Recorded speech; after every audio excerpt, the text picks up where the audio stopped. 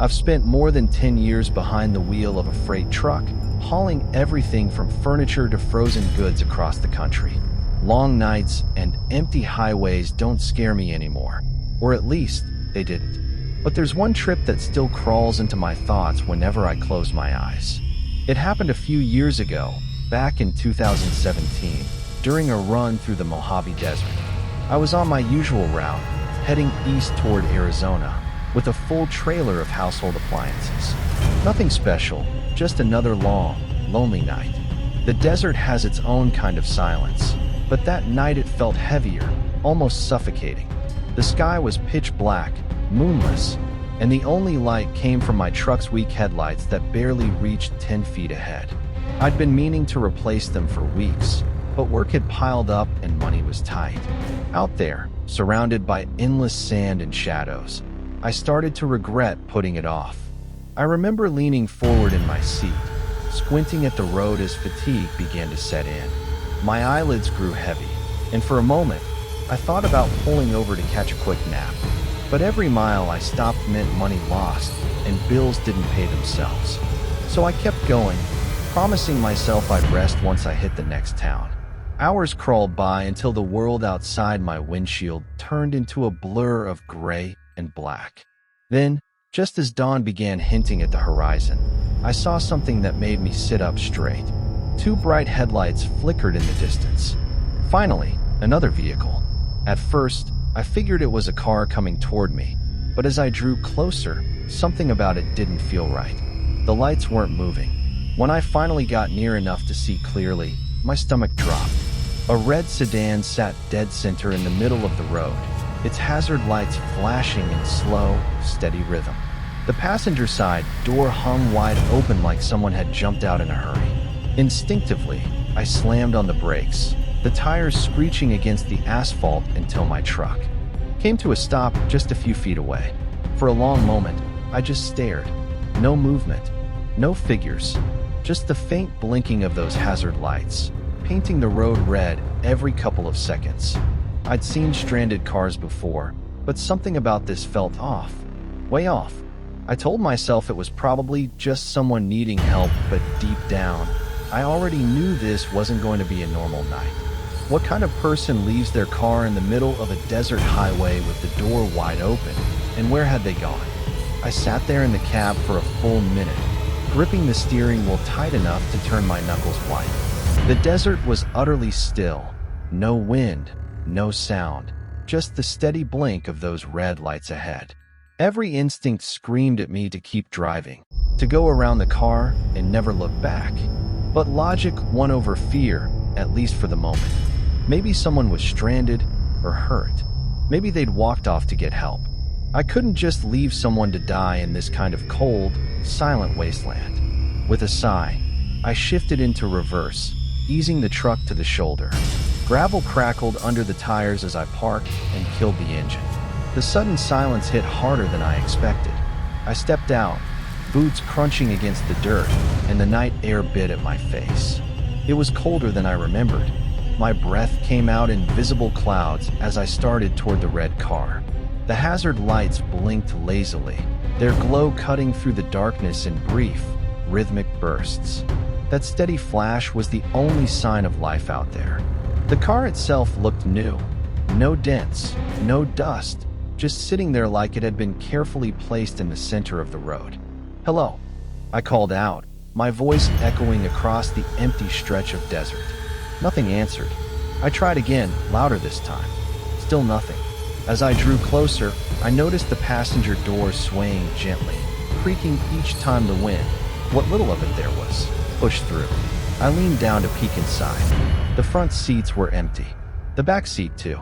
No luggage, no trash, no phone, not even footprints in the thin layer of dust by the door.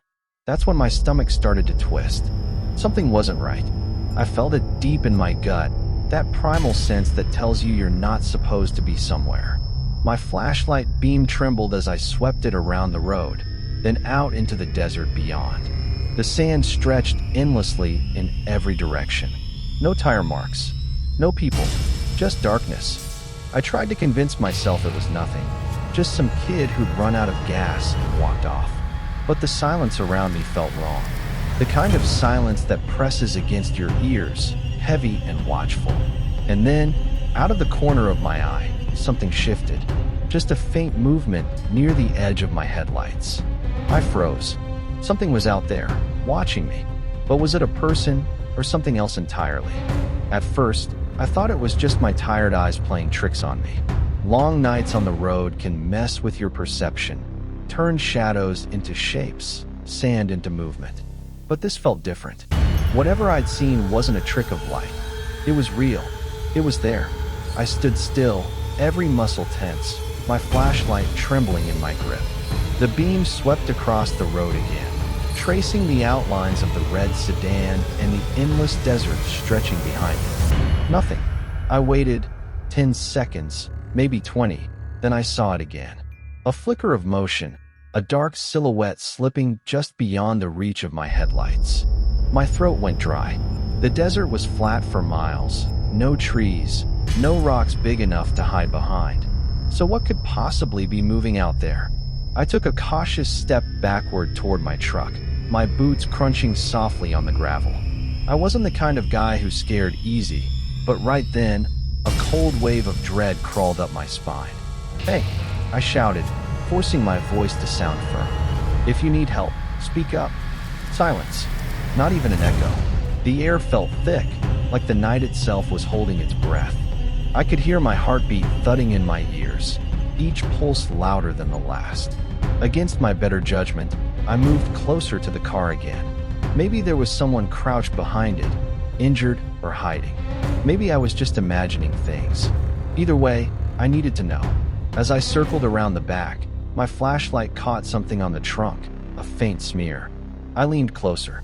It looked like dried mud or something darker. My chest tightened as I realized what it really was. A streak of what looked disturbingly like blood. The hairs on my arms stood on end. Suddenly, every sound, or lack of it, seemed amplified. The tick of the hazard lights, the distant hum of the truck's cooling engine, the crunch of sand shifting beneath my boots.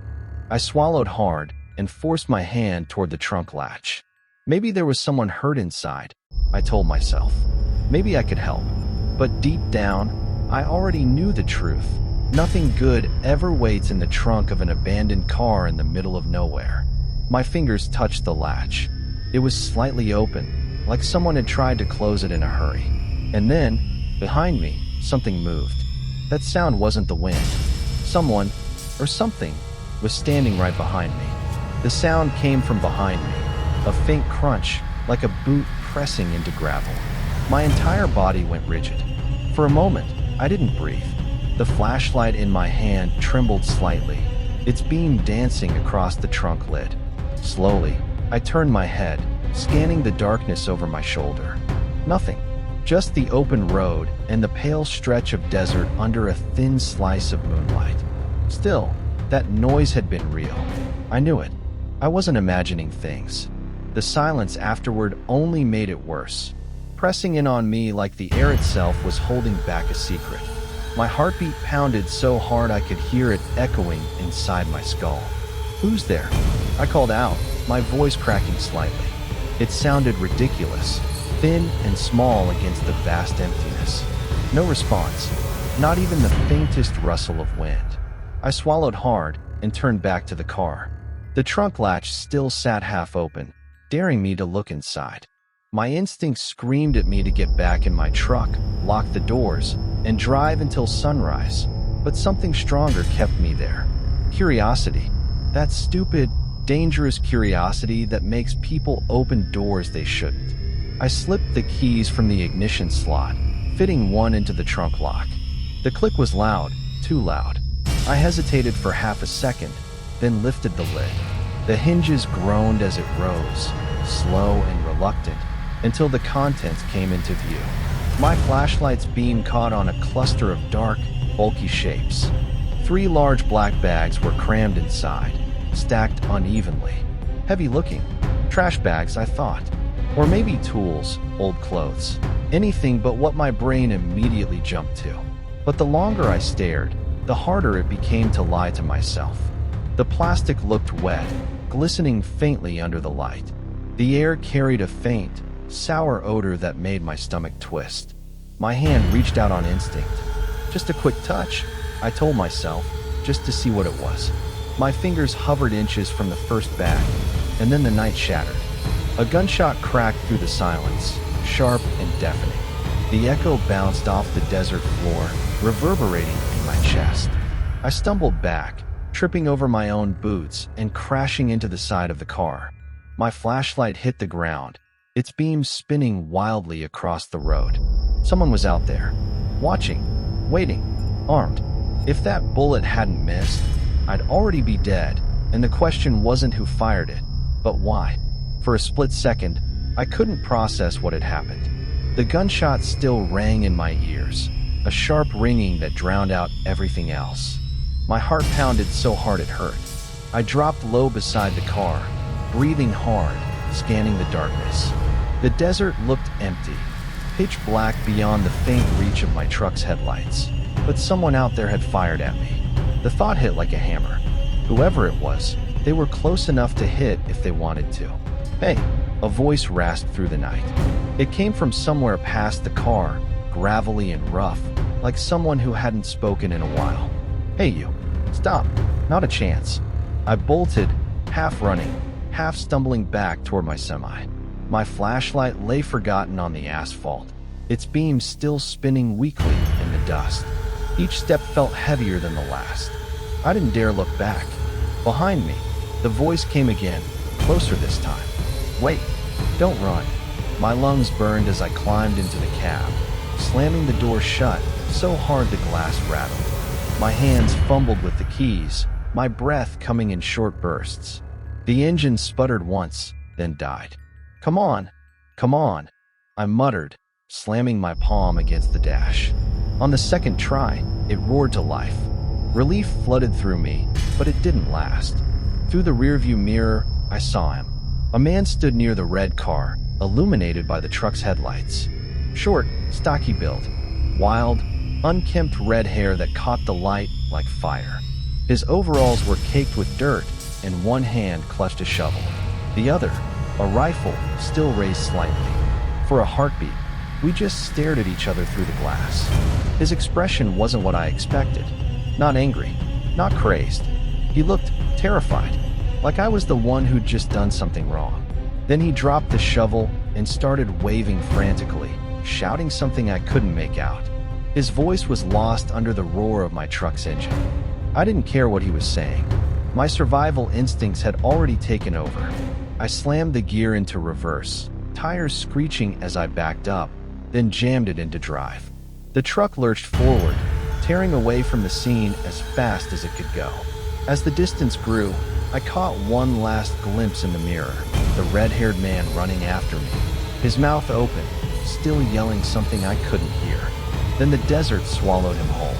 I didn't know who he was or what those bags were, but one thing was certain. That man wasn't chasing me to say thanks. I thought I'd escaped him until the headlights appeared again in my mirror. The old wooden door creaked open just enough for a sliver of cold air to slip in. Then a man appeared in the doorway. He looked to be in his late 40s, wiry frame, long blonde hair tucked behind his ears, a weathered face that somehow held a permanent grin. The strange part was, he didn't seem startled to see me. It was like he already knew I'd be there. "Nice place, huh?" he said casually, stepping inside like we were old friends. "Perfect view." I managed a shaky nod, trying to stay calm. "Yeah, it's great. But, I rented this place for a few nights." He smiled wider, eyes glinting in the dim light from my lantern. I was hoping to stay here too. Guess I showed up a little late." I didn't respond. Something about his tone didn't sound disappointed at all, more like he was testing how far he could push.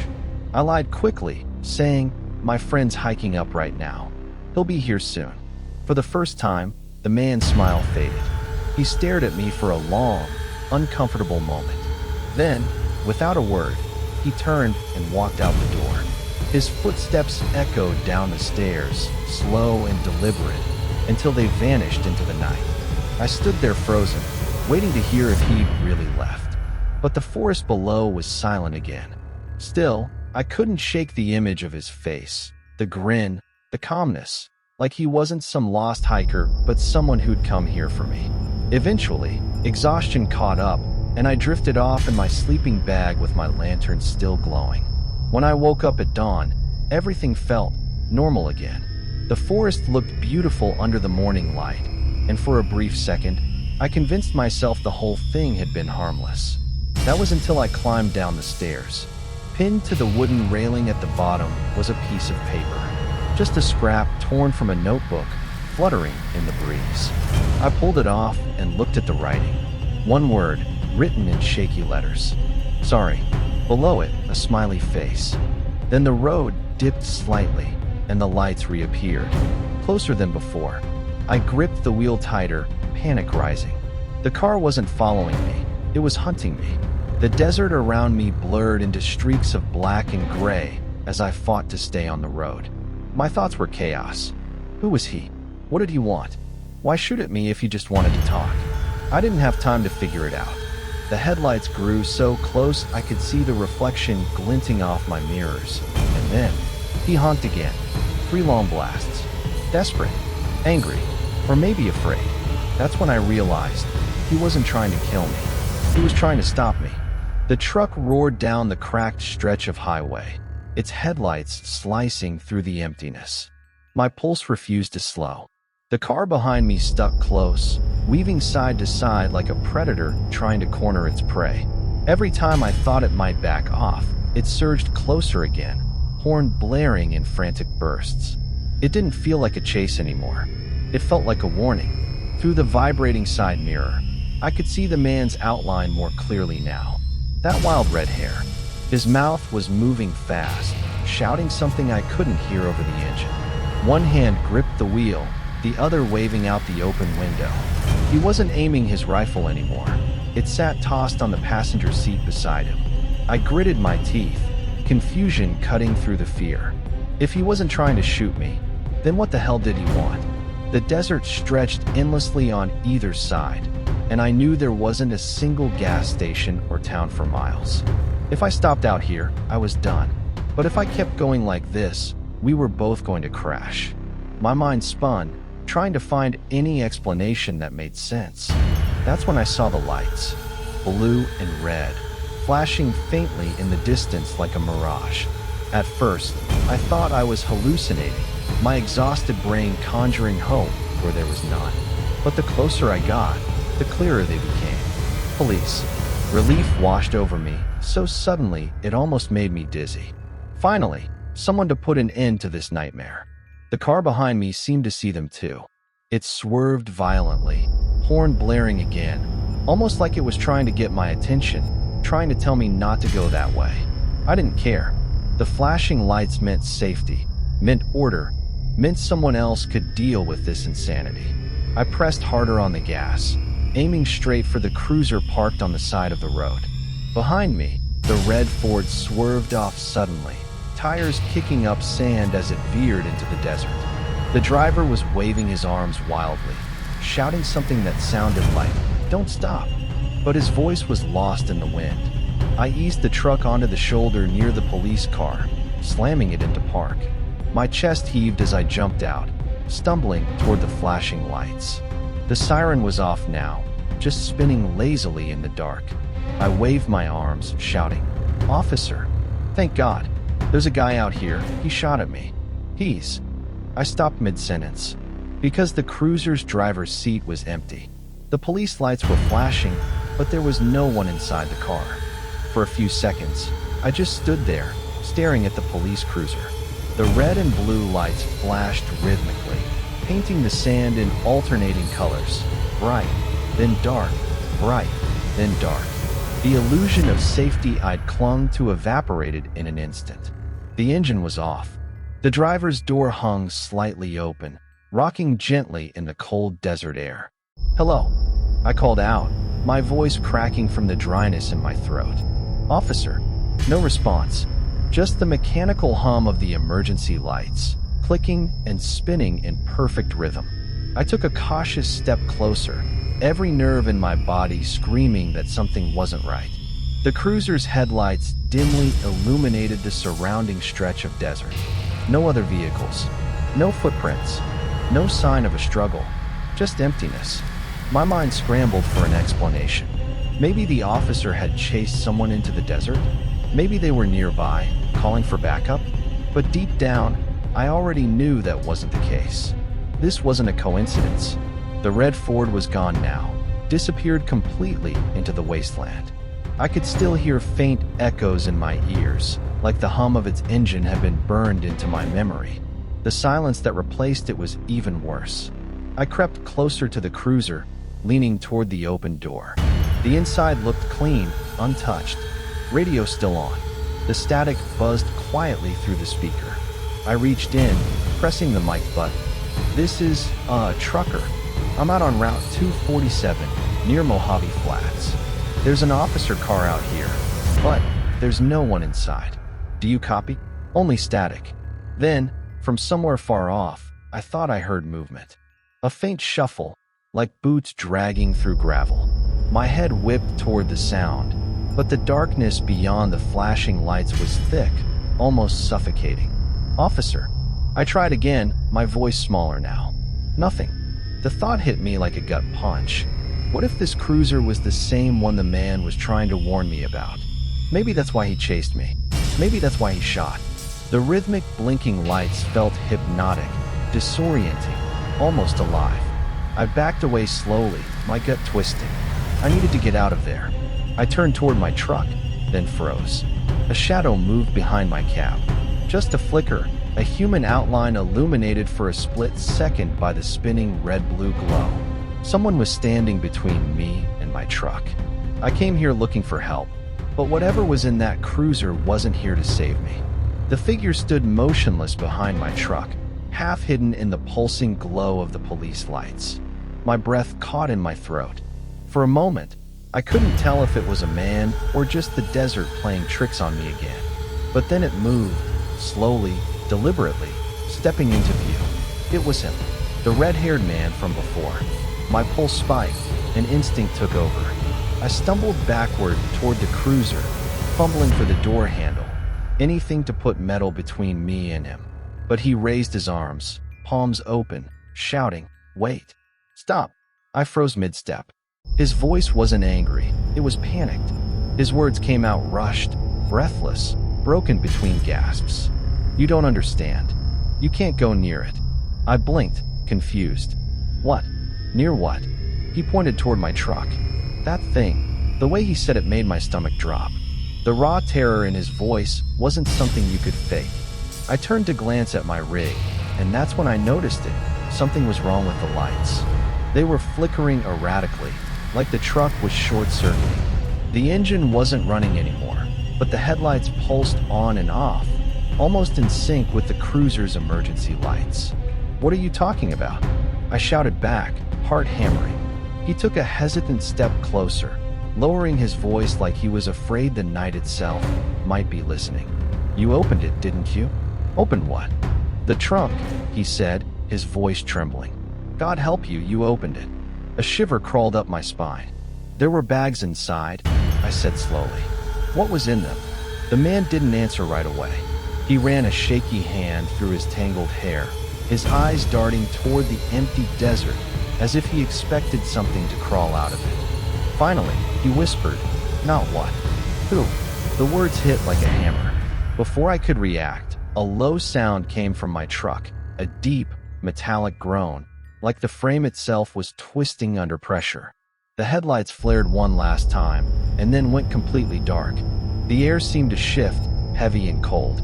The red-haired man's eyes widened in horror. "It's too late," he hissed. "You shouldn't have touched it." "What do you mean?" I demanded. He backed away, voice cracking. "You brought it with you." I turned toward my truck again.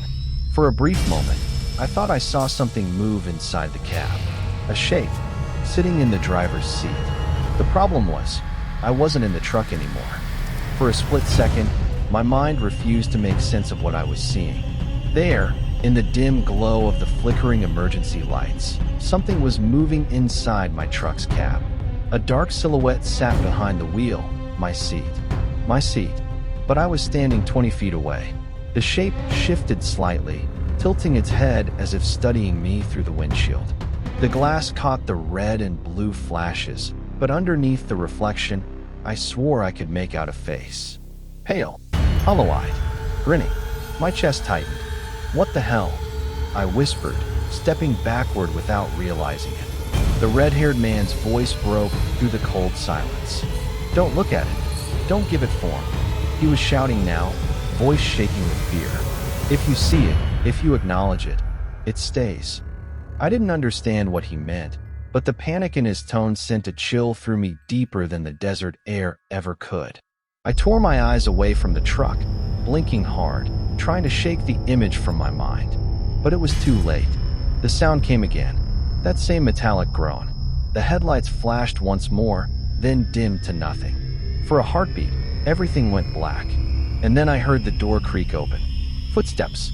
Slow, heavy, deliberate, crunching against the gravel. I turned toward the sound, but the darkness swallowed everything. Even the flashing lights from the cruiser had stopped. It was just me, the red-haired man, and whatever had crawled out of my truck. He whispered hoarsely, "Run." I didn't need telling twice. I sprinted toward the cruiser, yanking the door open and diving inside. My shaking hands fumbled across the dashboard until I found the keys still dangling in the ignition. I twisted them hard.